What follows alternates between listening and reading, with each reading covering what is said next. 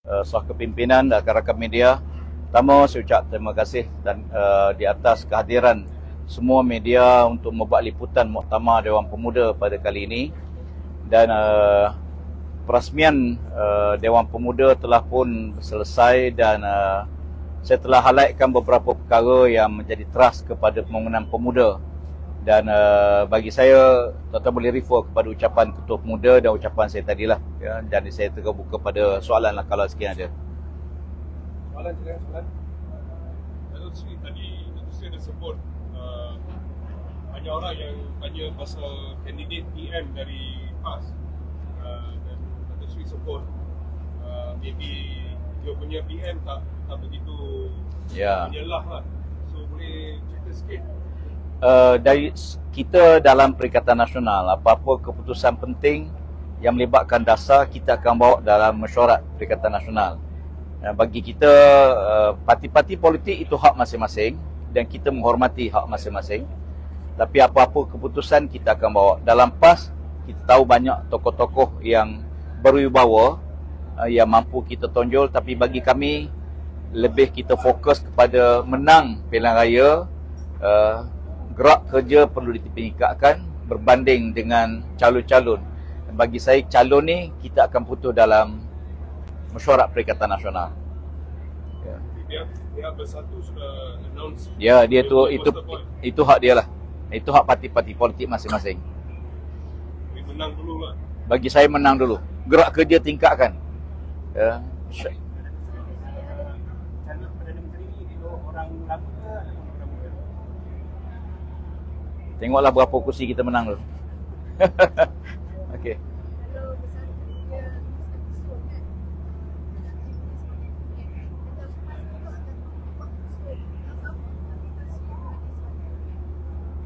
Buat masa ni kita belum terima sebarang usul tentang perkara tu. Setakat ni belum lagi. Kita tak terima lagi usul tersebut. Biasa usul dihantar awal untuk kita bincang dapat jatahkuasa usul, kemudian barulah dibawa ke dalam muktamar. Jadi hingga setakat ni kita ada mesyuarat last pada hari Ahad untuk kita tengok segala usul-usul. Cuma sepanjang maklumat saya, tidak ada usul tersebut hingga setakat ini. Ya. Tapi ada usul tergempar, wallahualam lah. Dalam mesyuarat Perikatan, mesyuarat PAS. Jatahkuasa mesyuarat PAS Pusat.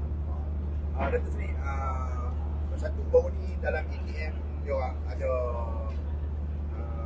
MIC datang sebagai tetamu. Kali ni mungkin ada. Saya dipahamkan oleh pemuda tadi, jemput Ya, kita jemput. Kita jemput semua. Tak ada banyak. Parti-parti kita MIC jemput. pun tak jemput. Pagi ni kita jemput. UMNO tak jemput. UMNO kita minta jadi ahli PAS. So, adakah dia orang terima undangan tu? MIC terima undangan tu, cuma mungkin pagi ni dia berhalangan untuk hadir lah. Tak dapat hadir. Dia tak dapat hadir. Mungkin hadir di Muktamar yang sempat ni. Saya tak pasti. Saya harap dia tidak dihalang oleh hadir untuk hadir. Sebuah Kedah. Pemimpin Kedah atau nasional? Nasional kita jemput MIC Pemuda, MIC Pusat. Siapa dia? Timbalan Ketua Pemuda dia. Oh, yang itu pergi. Yang itu pick up satu tu kita jemput, saya jemput ke depan kat situ. Dan kita hantar surat rasmi. Cuma hari ni mungkin dia tak hadir lah. Dia nak hadir, mungkin ada orang nasihat dia jangan hadir kot, tak tahu. Oh, dia cakap dia nak hadir lah. Dia cakap dia nak hadir. MCA pun jemput ke? MCA jemput. MCA jemput siapa? Tu tak pasti nak tanya si Usah. MCA tak jemput. Seperti mana yang disebut oleh Yang Berhormat Ketua Pemuda, kita jemput ketika kita datang ke MIC saja, MIC saja. Bertemu, dia berdepan, kita jemput. Dan setiap kali jemput berdepan, kita hantar surat lah. Datuk Seri, berbalik kepada gimmick raspen tadi. Ada adegan pekerja gig yang masuk, tanda kerja semua. Macam mana minat orang yang kerja gig ni terhadap PAS sekarang? Mungkin lebih yang sokong ke?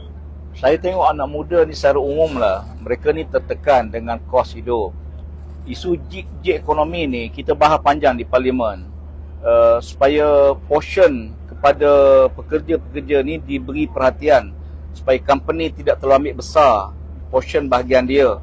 Sedangkan kebajikan pekerja gig ni beresiko sebab mereka ni tak ada apa-apa jadi perlindungan. Dalam konteks itu kita melihat ada dua perkara. Satu, masa depan pekerja gig. Yang kedua, masa depan negara. Sebab kita tengok ada beribu potensial pelajar yang boleh masuk ke universiti, mereka milih pekerja gig. Pasal apa? Kerana mungkin mudah, berbanding fleksibel kerja, berbanding. Tapi kita negara kehilangan pakar sebenarnya. Kita kehilangan potensial leadership pada masa depan.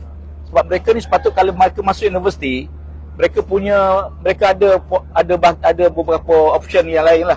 Tapi oleh kerana suasana ekonomi, mereka pilih gig ekonomi.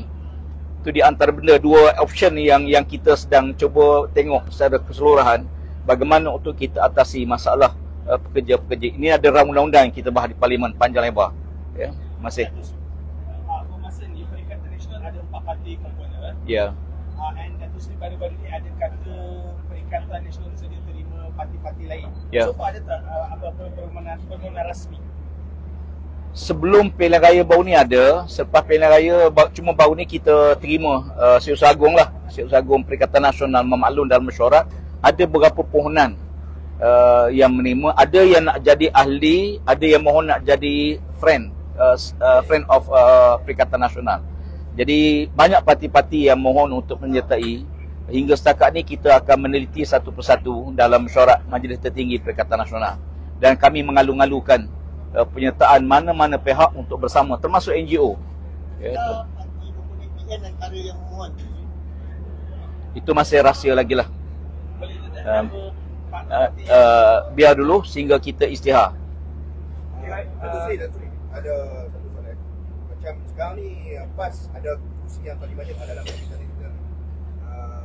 Tapi dia belum jadi kursi perikatan. Selepas ni, kalau PAS mendominasi kursi dalam perikatan, adakah PAS akan menuntut jadi kursi perikatan? Perkara saya sebut tadi, perkara dasar melibatkan Perikatan Nasional semua diputus dalam mesyuarat Majlis Tertinggi. Di situlah nanti kita akan urus. Untuk makluman semua rakan-rakan media, sekarang kita dah ada di peringkat Perikatan Nasional, kita ada satu level lagi yang tinggi dipanggil Majlis Presiden. Majlis Presiden memutuskan soal siapa nak jadi pengerusi kepada Perikatan Nasional. Jadi kita akan bawa dalam mesyuarat, kita akan settle down dengan baik, dengan harmoni, sebab kita lihat potensi Perikatan Nasional hadapi pilihan 16 ni sangat besar. Dan harapan rakyat pada kita, insya-Allah kita akan dokongi bersama sebaik mungkin bagi rakyat Malaysia, insya-Allah. Okay, saya bagi ruang Datuk Seri, boleh saya minta tahap sokongan oleh orang bukan Melayu terhadap PAS sekarang ni?